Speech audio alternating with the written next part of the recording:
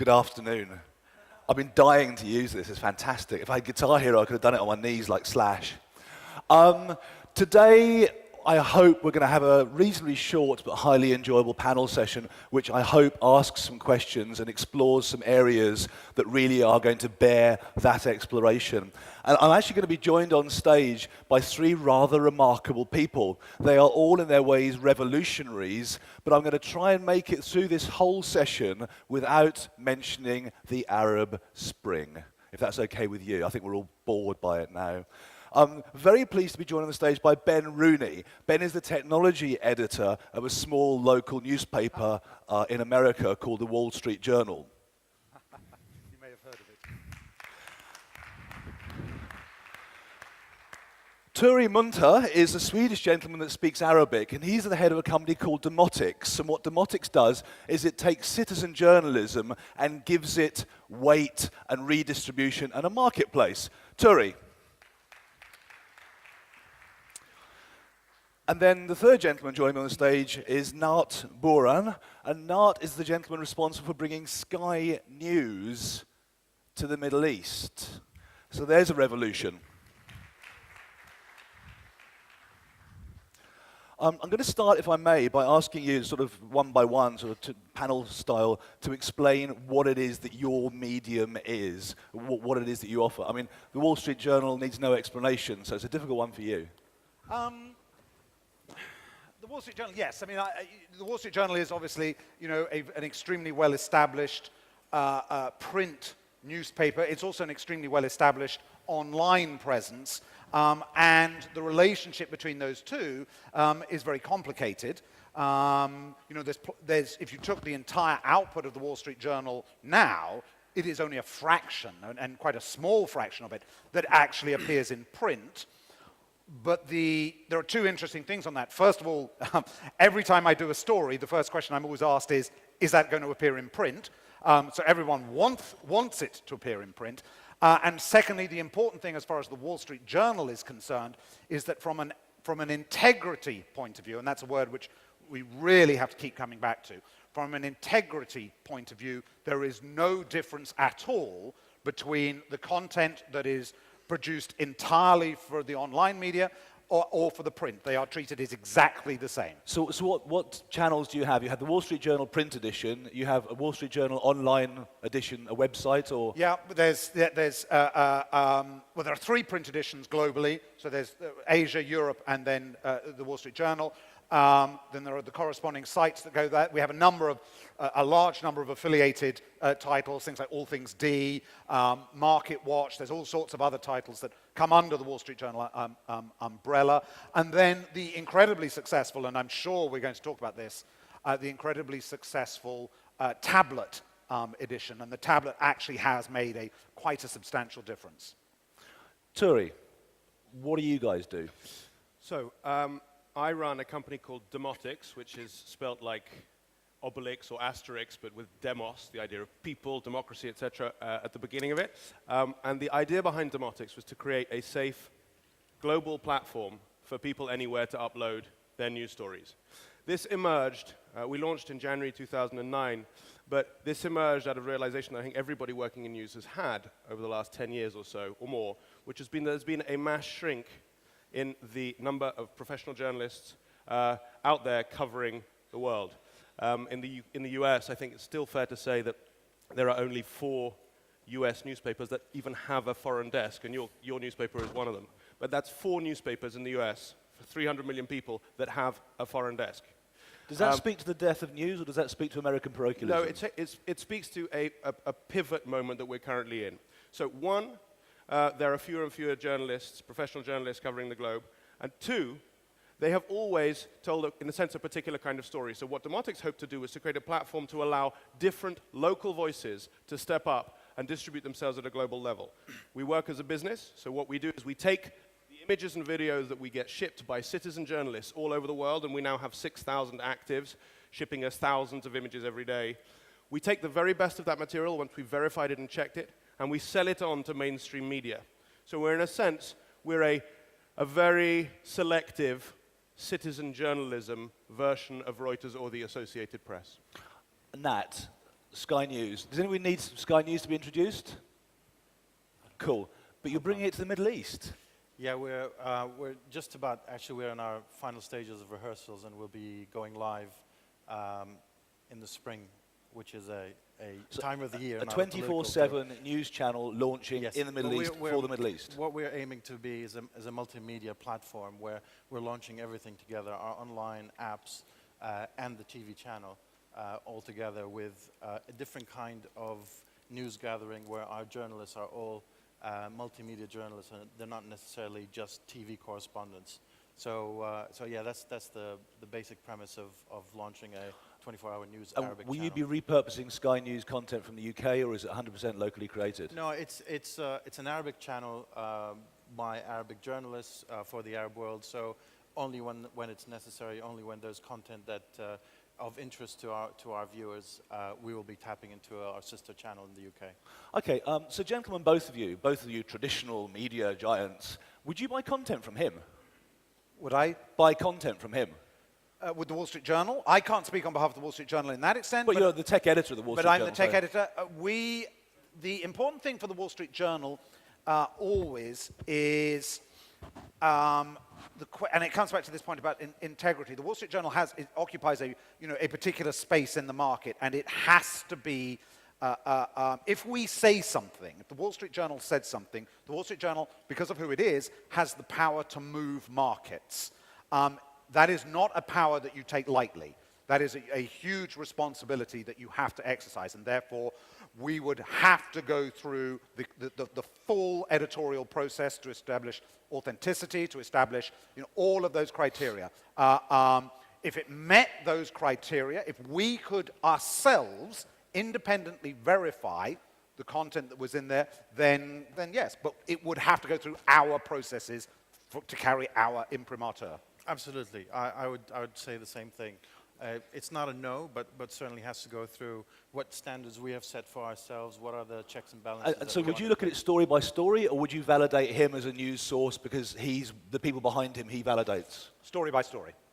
So the Wall Street Journal is actually our biggest client in the US. Well, how brilliant. So, and Sky News has taken a lot of our work that we did on the World Cup, for example. So I hear, and this is exactly what news has sort of grown up to in terms of, so from my perspective, there were dozens of citizen journalism news companies set up predominantly from a tech perspective, not run by journalists, forgetting that the only value in journalism is trust. Yeah. And if you do not have that currency, you have nothing at all. So the way we built this company was exclusively with that perception of value, and then feed it through. But that's something which I think is happening across a whole bunch of different platforms. Traditional journalists have realized that they have this extraordinary network of news sources that, if they manage them properly, and if they develop the tools to manage them properly, can give them access, can give them witness, can make them witness, help them witness events that they would never have been able to see before. Absolutely. But traditional journalists are learning how to pull those things up. And also, we know this too, citizen journalists, often activists in the case of the events that we've seen in the last year or so, especially in this region, have also learned how important it is for them to reinforce their brand, and their brand is trust, and their brand is, as you say, authenticity and truth. Can I just add, I mean, one thing that people always mix together, I mean, from a news organization as well, there's an element of news gathering and output. And I think we can't forget the influence of social media and social media tools from a technical point of view, what it's actually done for traditional broadcasters or traditional media organizations. It's not just about news gathering, it's actually about you being able to take your own content to viewers and eyeballs. It's all about eyeballs, how many people can see it, where they can see it, and really there's a differentiation between the two. You go through the checks and balances, as I said, with the authenticity and the accuracy of the news, whatever source it's coming from, wherever it's coming from. But it also is opening up this whole idea of new platforms and new ways to deliver your own content as well. Is this stuff all making your job almost impossible? I mean, how do you editorialize activism, for instance? Let's look at Syria, and we saw those YouTube videos that broadcasters were using, to me, with a suspicious lack of validation behind where those videos were coming from. It just told the narrative that the West wanted to hear, that America wanted to hear, and so they just ran them out. How do you deal with that flow of information? Well, I'm going to move to Sky 24-hour news because that's a real problem for them. I mean, we have our editorial cycle. I mean, although our editorial cycle is being online, our editorial cycle does not match the good old-fashioned print one, which was very nice. Thank you very much. I'm going to defer to broadcast on that one because it's much more of an issue for you. Well, I'll keep you on the spot for just a second more. Okay. I mean, you have Twitter to compete with. You have the internet to compete with. So to a certain degree, you have to move at internet speed. You have to... No, I disagree. We can, first of all, the Wall Street Journal is any established large global media brand carries a weight and it carries an imprimatur. It is not in our interest to be in there. I mean, of course, it's in our interest to be there first to break exclusives and one thing or another. You're not going to break exclusives in a situation like Syria. So if we take the Syria story, what is it that people want? There are two different sorts of news really there. One is what is happening absolutely at this very instant. Some guy with an iPhone holding it up using Bambuser to broadcast stories to the world. The second thing is, what does this all mean? How do I make sense of all of this? And those are two quite different skills, quite different functions that the media has to perform. So what you're saying there is context and analysis. Absolutely. Are they not, though, possibly the last words of an about-to-be disintermediated breed? Do we actually want context and analysis, or can we make our own minds up? Do we want context and analysis? I would have said that there was never a situation in the history of the world when context and analysis was more important. In a sea of if you pick up any of those hashtags on Twitter that about a breaking event, you cannot process the information. It'll just pour through. How does anyone make sense of that? What do people want? They want authority. They want things that say, they want interpretation that says, I can't on myself, I can't possibly understand this. I need people to explain it. Now, that's not just going to be one voice. They're not going to go to one source. No one anymore goes, well, here are tablets that we will hand to you. You read these and we will explain it all to you. They'll go to 5, 6, 7, maybe 10 different sources. But they want that. What they're looking for is people to help them make sense of the world. So what about the pressure of 24/7 news broadcasting? If the Wall Street Journal can take its sweet time, if it decides the story is important enough and it won't risk its brand by jumping in, you have to jump in. We have to jump in, and I actually think that the other way of very authentic news is live. And that's what we concentrate on, is actually try to go live from locations as much as possible. And the context and the analysis, of course, is very important, but nothing tells a story better than a live picture that's coming into whatever device that you're looking at. But in terms of interpretation and checking all these sources, it's putting a lot of pressure on newsrooms, for sure. You've got generations of journalists who have worked in broadcasting, who've been used to dealing with sources in a particular way, comes from a wired copy, they take it for granted and say it's absolutely right. Now they have all the flood of information that's coming in. So there are numerous examples of people getting it completely wrong. One of the famous stories is the G.I. Joe that was taken a picture of and put on the web as a soldier that's in captivity in Iraq. And very big newspapers ran that picture of a G.I. Joe sitting in a corner of a room, a little doll with a picture. So all these sort of checks and balances that you have to put in place, it's putting a lot of strain, but you have to do it, and you have to live with it, and there's nothing you can do about it except use it. And you're right at the coalface. What you're doing, Turi, is you're saying, I will take that stream and I will editorialize it and I will validate it and I'll sell it on to these guys. How do you keep up with the pace? Well, just before answering that question, there's two words that both of you guys have used. One of them is authority and the other one's authenticity.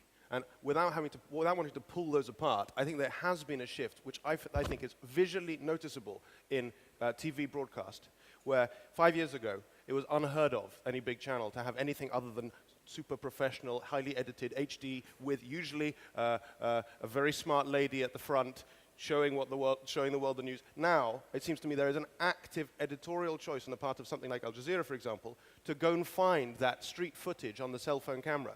Because my sense is, and this is, I think, you can also see this in print and you can see this online as well, as the audience has come a lot closer towards the news-making process, whether that's being able to write comments on your articles, whether it's feeding news in via Twitter or Facebook or whatever it might be, the idea has shifted from you go to an authoritative news source which has 200 years of brand behind it, or 150 years of brand behind it. Those brand values, and it's the case for the Wall Street Journal too, have been crumbling. New York Times has been crumbling. Year by year, brand value drops. And what ends up happening is that shift, that idea of trust or truth, has moved from the authoritative John Simpson tells you to these people are on the street right now. This is exactly what's happening. It's subjective, but it's authentic. And that's a shift. And I think it's a shift which is visual. And I think it's visually noticeable. Do we buy grainy, jerky video more readily than we buy slick HD quality? We only sell grainy video. But interestingly, actually, and this is a detail, but actually images, the quality of images has risen. Yes. So you look at the front page of the Herald Tribune, for example. Every day there is a stunning, stunning picture. And actually, that's something which is interesting, is as everybody relearns their roles, in a sense, there was this terrible fear for most photojournalists that the world was going to become a photojournalist. The answer is they can't, because everybody takes pictures now. So the cream rises that much more noticeably. I actually think the cultural shift is in broadcast media more. Because Why? Well, I mean, the whole technical issue as well, it's less grainy as we go along. And usage of that video, again, for me, what we do at the moment now and what we're able to see is that you can actually tap into live sources, even on the biggest stories, that are not necessarily your stream that are coming. But live is what makes it really authentic for us, and that's what we have to be very careful of.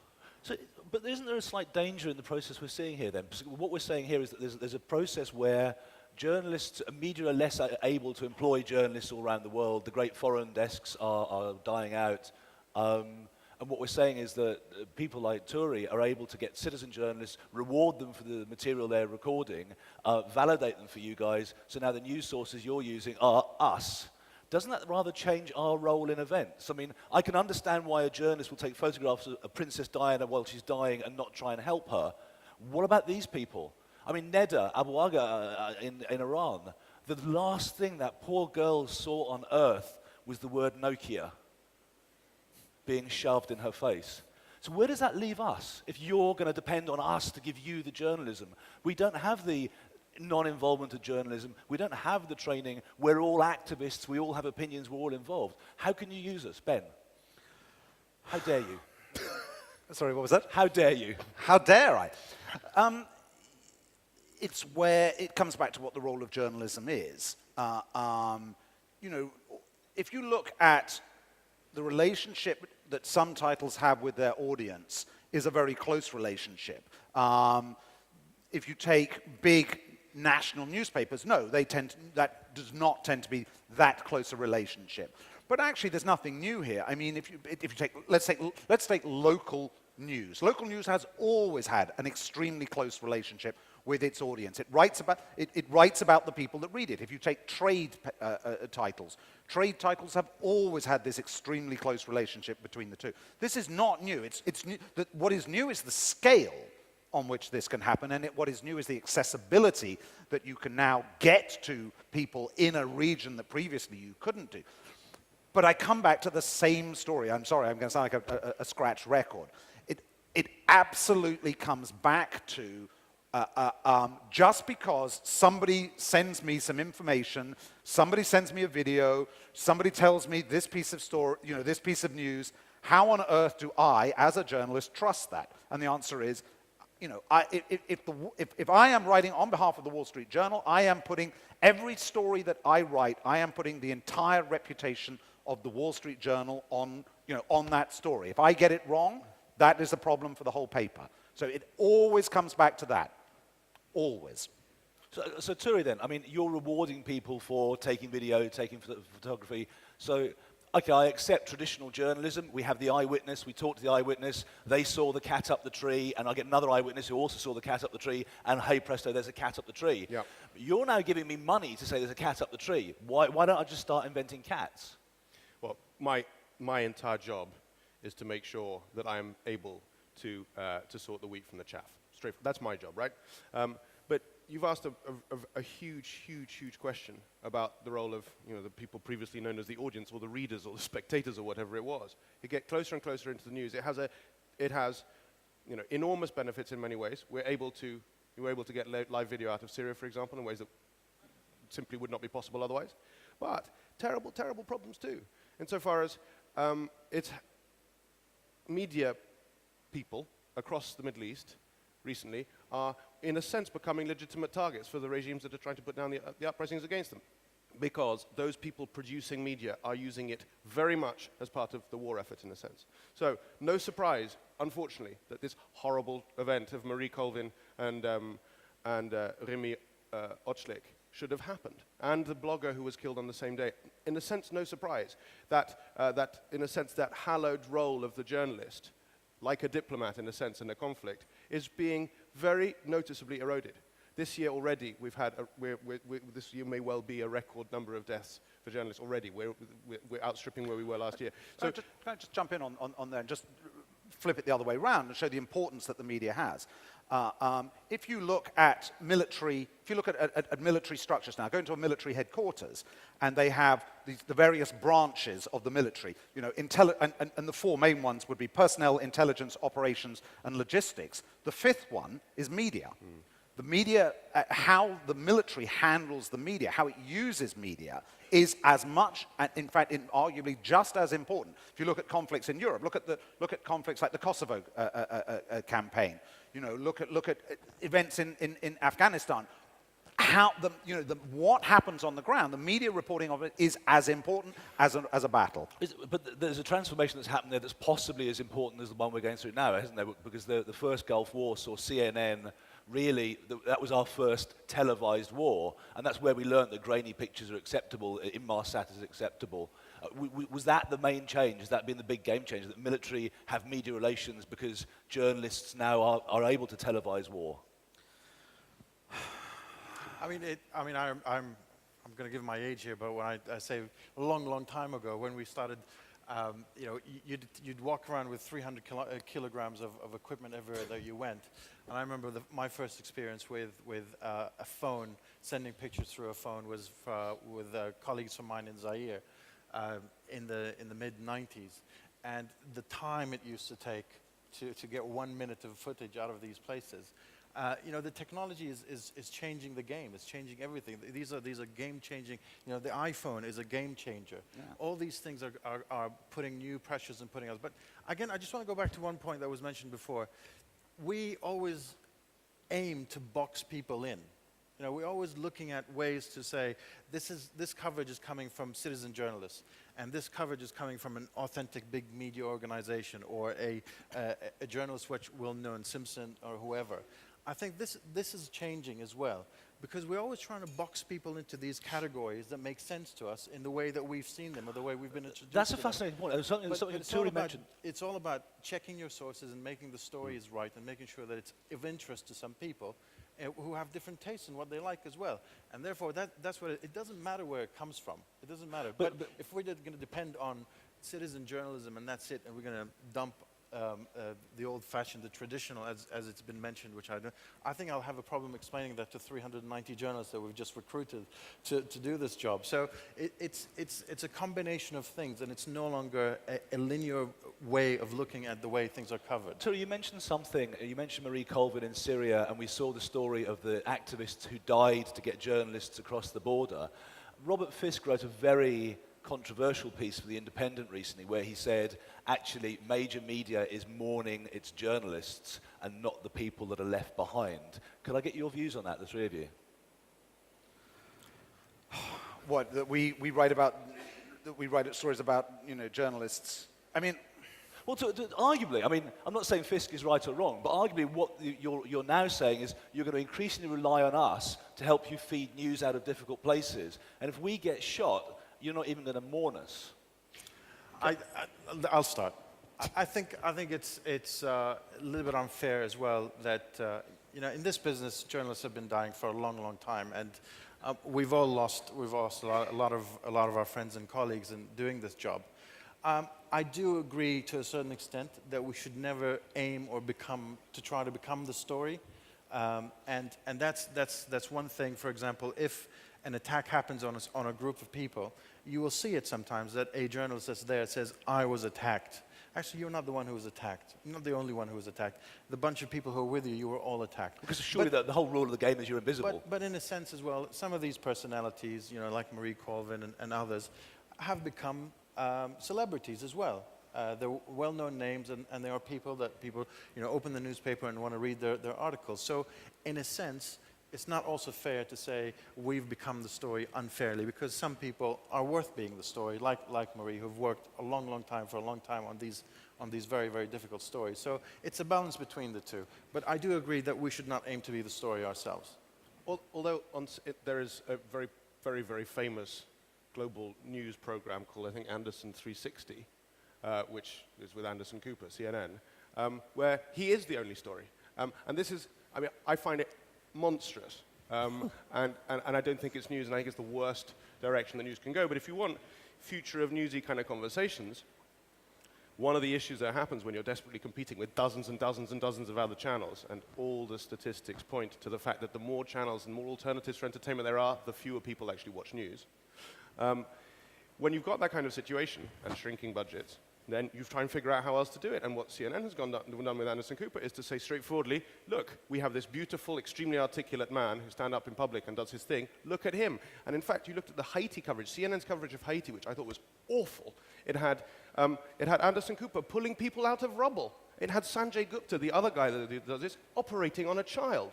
That's not what's happening on Haiti. That's not CNN explains Haiti. That is, Haiti shows off CNN.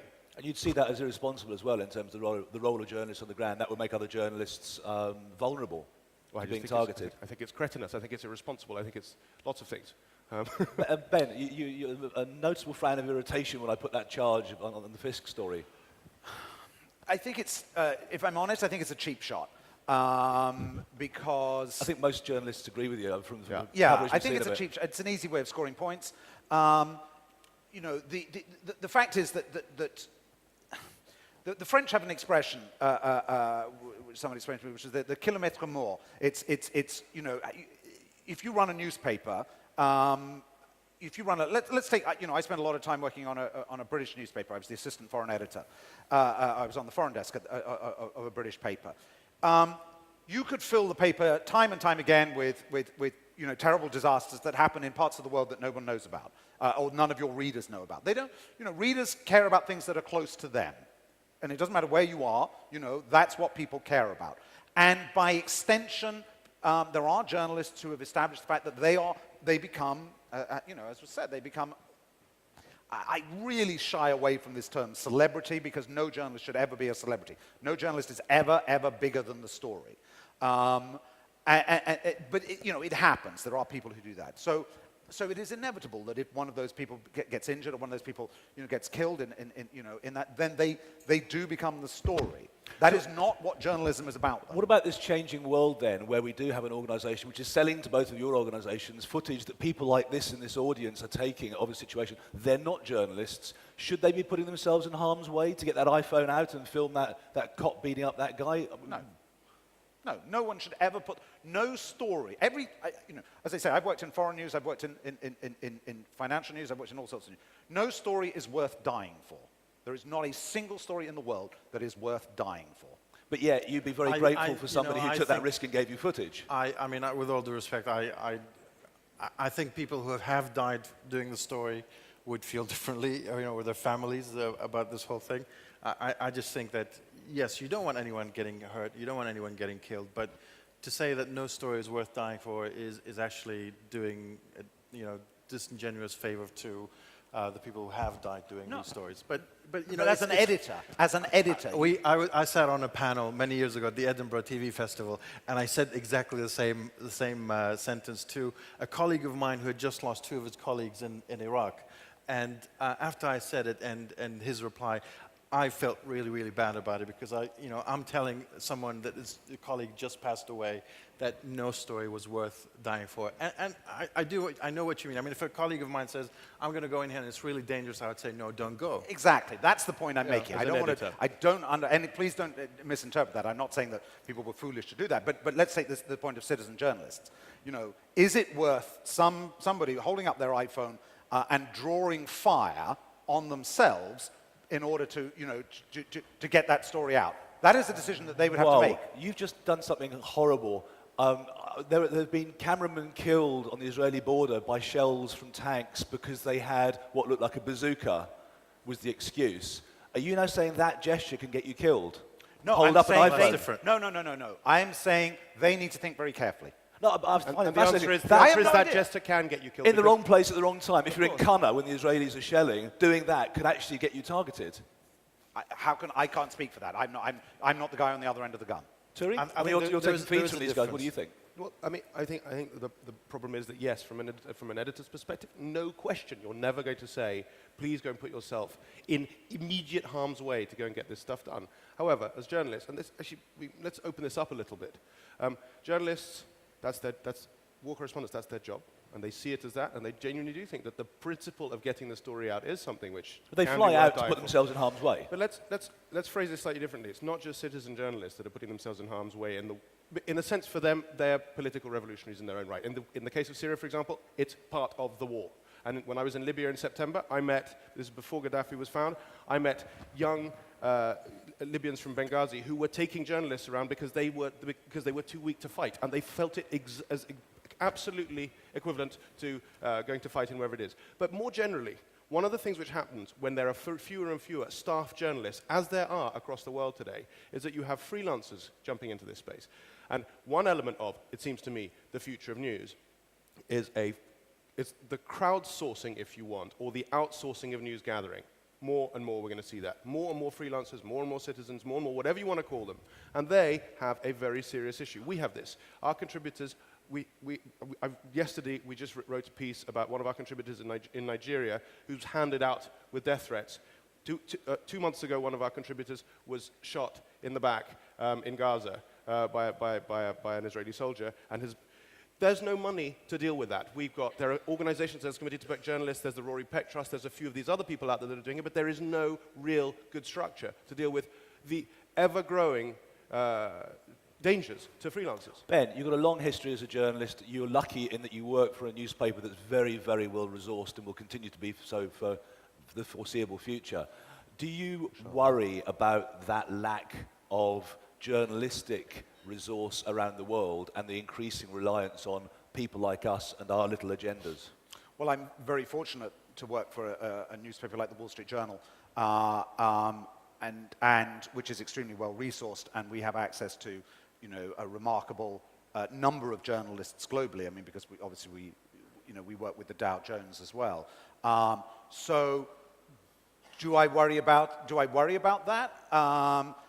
I come back to the original point. I mean, there is a difference between people who are paid to go into an area, and we, as journalists, as editors, you have a duty of care towards those people.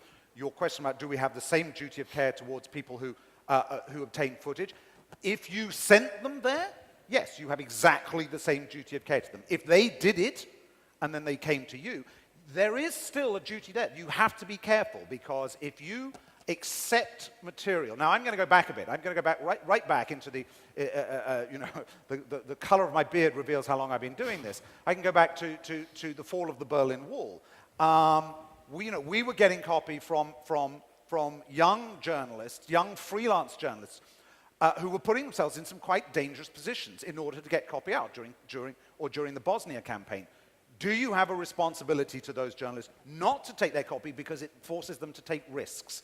That is a very, very serious concern that you have as an editor. So you buy a picture from me, you're actually saying to me, go do it again, I'll buy another one from you. That is a factor that you have to consider, yes. But Turi, that's actually what you're doing, isn't it? You're saying, sell me a photo and sell me another one. So do you then take on their duty of care towards us?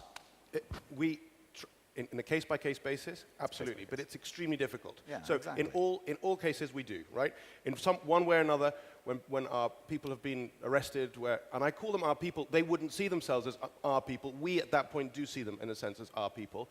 But how do you do that with a network of 6,000 people? Active people? We're 30,000 on Demotics, but 6,000 active. How do you do that? How do you create structures for that? And we've looked at everything. So we've looked at trying to figure out whether we could build a global freelancers insurance system, for example. nightmarish and impossible because the cost of healthcare in Bangladesh is very different from the cost of healthcare in Turkey, for example. Can we build a network of donors who keep on shipping stuff in? What we do is that we give all the money that is not claimed from Demotics by our contributors and stuff we sell. That goes into a pot which goes to a charity which gives money to freelancers. All my speaking fees goes to that charity. And on and on and on. It's not enough. It's completely ad hoc. It's a mess. It doesn't work. But we haven't quite got to a point where we know what to do with all these freelancers, and we know what to do with these citizen journalists. We don't know. Huge problem. Emails to me, please. Yeah, absolutely. Okay, citizen journalism. You're the citizens. What are your questions? Any questions for the panel? Can I got some mics? Sorry, Hal got it. Cheers. We've got another one. Okay. Hi, this is a very interesting conversation, but what is the future of news? I mean, you gentlemen have been talking about what's happening, but I'd like to know what is the future of news. Fox, you're moving into this region. Not Fox. I'm sorry, Sky. Apologize. You're moving into this region, That would be exciting. Why are you moving to the region, and how do you plan to make money in the news business? I think the first question is, what is the future of news? I think, the main thing is to be able to deliver your news to your viewer or to your user in any way, shape, or form that is required. So, for example, in the past, a TV station would have a schedule for 24 hours, and they would put something out. And it's a matter of viewership. How many viewers are watching that or this or that show and that time? Now it's completely different, because that piece of news that you've produced and that you've put out has to go out on multimedia platforms. That same video, that same story that you did with your correspondent in Baghdad or anywhere else, has to go to the iPhone, has to go online, and has to go. So the future of news, as far as we're concerned, is us, and the way we see it as well, is that you have to be able to monetize those different types of platforms in order to succeed and in order to be able to survive. So it's no longer about a linear channel anymore. It's about your journalism, it's about the coverage, and once you have that in your organization or in your news gathering arm, how do you actually translate that into multimedia and the generation now that they want to see everything in a particular way at any time they want, on any medium or any piece of equipment that they want. Just going to jump in on that on one thing, which is we have to be careful when we're talking about news, what do we mean by news? And a lot of the conversation here, a lot of the talk today has been about breaking news. It's been about big stories like that. I work for a financial newspaper. That's our bread and butter. Yes, we do foreign news, we do international news. The future of financial news is the same as it's always been. It is. People want to know. They want to be able to make sense of the information that is out there, that they can then, it is presented to them in a way that is useful to them and provides them with opportunities. And that has not changed, and that will not change. How we distribute it might change, but those core skills do not change. Sorry, very quickly. I mean, the one question I would love to figure out an answer to, or to ask us, is what's going to happen to investigative journalism, which is another way, which is one other thing. Investigative journalism. We have been speaking about the visual news, the news which is out there, which is an event.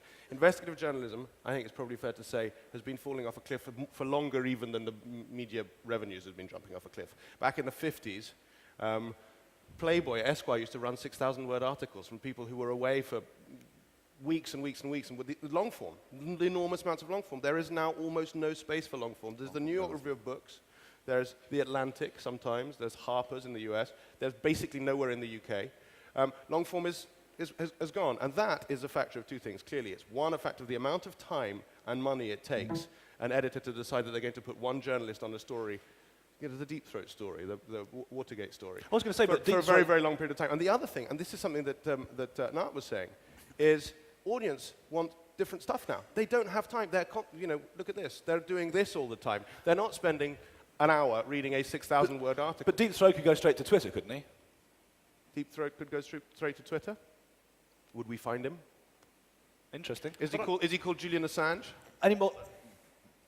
Yes, I think. Any more questions? Over here. Got a microphone over here. Any more people want? Okay, I'll come to you next. Hi, back to citizen journalism. I'm going to tackle it from a different point of view. And my question is to Nart. Now there is new media channels over the social media.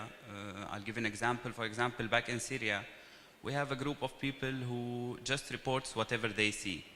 So, and they have a very strict reporting system that someone has to confirm or deny the news, and it goes on and on till the news is confirmed. So now if we hear an explosion, to know whether it is the neighbors fighting or a bomb, we just go to these groups. We do not go to Al Jazeera or Syrian TV. Does this, is this considered a threat to traditional media, especially with daily coverage, and how do you think you can cope with it? I talk as a media owner. These groups sometimes competed with my news. Is do-it-yourself journalism a threat? No, it's not, because that's only one part of it. There's a whole heap of other types of journalism, other types of stories, and things that can be done. And I think because when we're in a hot story like what's happening in Syria, we seem to think of things in a particular way. But a story like that, an explosion or something like that happens, what we would do is use the source that's coming from the ground, but also call the neighborhood. We have a lot of people who actually work for us and have contacts in that same neighborhood, so that you'd have them calling, they're checking those sources and doing a check on everything that happens. But I think, you know, to also think that citizen journalism is going to take over the world, that's not going to be the case, because we always tend to think of news as it's all about death and destruction. But there's also all sorts of other types of news. You know, there's business Well, there's that news, Chin Chin the Panda story that comes at the end of the news, isn't there? entertainment, there's culture, there's all these types of stories that people want to know about it as well. It's not just about wars. Question over here. Thank God. Somebody over here's got a microphone. Hello? Okay. So my question is about the news consumption. In today's world, people consume more text, but less content. So they consume a lot of reading SMSs and messages and Twitter feeds, but less of reading the content. So there is a trend now going towards just knowing the headlines without going into the content. Does this might have an implication on traditional news? This goes back to what Turi was saying, wasn't it, about the fact you don't get 6,000 word pieces anymore. Are we interested in news anymore? Do we care about news, or is it dogs on skateboards that we're more interested by? Because certainly dogs on skateboards pulls more hits than news. There's a terrifying and fascinating PhD thesis, the only PhD thesis I've read in the last 10 years, by a German called Markus Pinker, I think, about television audiences in the US. And he took 3 slices. He took 1954, 1974, and 2004, I think, and looked at how news was consumed. And there are very straightforward shifts. And I think the line that he draws, the narrative that he tells, is when there is only one nightly news program or 2 nightly news programs, everybody watches it. It builds community. It creates identity. It's how everybody gets their news and argues about it. It's very, very good, actually. When you have when cable starts coming in, there's a greater diversity, which is also good. Not in, this is something that 20 years ago. There's great diversity, and what ends up happening in terms of political voting choices in the US is that there is greater fraction. I mean, people split off. So if you're the kind of person who's only ever going to watch Fox News, you'll only ever watch Fox News. If you're the kind of person who's only going to read the New York Times, ditto. Now, when there is millions of alternatives, nobody watches the news anymore. Nobody reads the news. Do we have more questions? We do. Okay, what I'm going to do is... Just on the same question. Well, give me 1 second. Ben, you've got to go and do a broadcast. So can we let you go now, or are you... I've got a few minutes. I can just... Brilliant. Okay, sorry. No, I think maybe I'm being a bit simple about this, but you know, yes, it is a Twitter that they want to read. But if you have a link for a video, you get people always punching on that link for a video. And I think that's the key. That even commercially, the trends are the more video you have online, the more your commercials are going to be moving in the right direction. How do you monetize things? And if you're going to send out tweets and you're going to allow us to share your piece of video or the piece of video you paid Turi for, how do you then make money? Well, if you give me that piece of video, I'm not going to give you anything in return. But if you give it for free, then it's not going to happen. But basically, it's all advertising on our websites, on our applications as well. So that's where it's going to be. It's not just one. Again, it's not all linear anymore. That revenue stream has to come from different parts as well, which is monetizing video online. And you charge for the Wall Street tablet app, don't you? We charge. How much does it cost me to get the Wall Street Journal on a tablet? How embarrassing! I can't actually tell you. But is it micro money or big money? It's priced at the value that we ascribe to it. We do not give it away for free. So people are willing to pay for quality content? People pay a lot of money for a lot of very good quality content, absolutely, because what the Wall Street Journal gives you is, we do not do cat up tree stories. What we give you is information that is absolutely applicable to you in your life. As you take to the internet, is there not a pressure for you to do cat up tree stories? No, absolutely not at all. Because we keep those core values. It comes back to, what is the Wall Street Journal? The Wall Street Journal is about trust, it's about authority. And that's what we never, ever lose sight of. I just couldn't resist teasing the Wall Street But Journal on the Wall stage. Street Journal, surely the Wall Street Journal has, as it moves in to start trying to take over some of the New York Times' readership, and its new City edition, the Wall Street And Journal there's been used to, what you do is all the very, very, very high value content, but actually the Wall Street Journal itself Does also is do what? starting to slip into cat up tree stuff. No, I don't think we've gone into cat up tree stuff, but what we have done is fashion. We've done other stories like that, and that's actually proved to be incredible. I mean, the Wall Street Journal has proved how successful that's been, because actually in a world in which print circulations are collapsing, the Wall Street Journal is not. That's pretty But successful. bear in mind, only the Wall Street Journal and Financial Times do this. But that's the eternal question when you talk about the future of news. That's the main question. Do you make more money by putting it behind a paywall and making people pay for a depends piece what of you video? sell. Or do you make more money by putting it out there and put advertising around it? I mean, I don't know the answer to that. I don't think anyone knows the answer to that. It depends. Of course, it depends on the content and what it is, but that is the eternal question that we have facing us at the moment with video online, and what do we do with that? That's the future of news. Alex, gentlemen, thanks for the panel. Probably one of the best at ArabNet. My question touches on the point you just mentioned about the business models. We've discussed the future of news, but what are the business models that either as citizen journalism or as traditional as Sky, whether it's TV or print, as in the Wall Street Journal? What are your plans, and what do you think are the right thing to do for business models for the future of news to keep it sustainable? Again, I mean, from my point of view, it's all about giving the option to the advertisers. And that's how you do it, by doing it on multi-platforms. This is how you can tap into the traditional way of putting a spot on TV, but at the same time, if you put your content on these different platforms, then you're giving the advertiser the option. They have the option to say, my target audience or my target viewer is going to be in this area on that kind of content, whether it's sports, entertainment, and that's where the future is going to be. That's how you actually open up the opportunities. It's not about viewership and viewership numbers anymore. It's about how you actually take that piece of video and monetize it in every single possible way possible, including distribution and finding other people to distribute it for you and pay you a fee for it. I'll tell you what the future of news is, and then I do have to go. The future of news is multi-channel. The future of news is wherever it is, the iPhone. I mean, an example of the future of news, I sit here and I have in one pocket, I have a notebook and I have a pen, and I am old enough that I still do shorthand, and in another pocket I have an iPhone, and I'm literally going to have to run over now to do a Skype interview, and that is the future of news. The future of news is a multi-channel distribution. Print still has a part to play in that, and as I say, we've been very successful in that, but it is no longer, news organizations are no longer, it makes no sense for the Wall Street Journal to describe itself as a newspaper. That is not what we are. And I have to fly. Very last question for you, we're going to wrap up. Should I trust them or you more? Should you trust me or me personally or the Wall Street Journal? That all depends. That depends on what the question is.